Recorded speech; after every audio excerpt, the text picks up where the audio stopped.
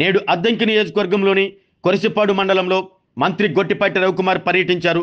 నియోజకవర్గ అభివృద్ధి పనులపై వివిధ శాఖల అధికారులతో మంత్రి సమీక్ష సమావేశం నిర్వహించారు.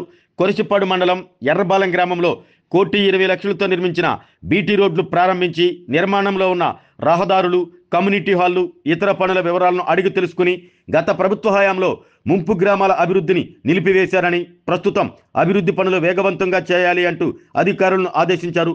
గొళ్లకమ్మ ప్రాజెక్టు నిర్వహణ, నీటి నిలుపుదల విషయంలో అప్రమత్తంగా ఉండాలి అంటూ అధికారులను ఆదేశించారు. తాగునీటి పథకాలు, ఆర్ఎండ్బి రోడ్లు, ఇళ్ల స్థలాలు, ఇతర పనులను త్వరగా పూర్తి చేసి లబ్ధిదారులకు అందిస్తామంటూ హామీ ఇచ్చారు. అలాగే ఎస్సీ ఎస్టీలకు ఉచిత సోలార్ పథకం అందిస్తున్నట్లు తెలిపారు.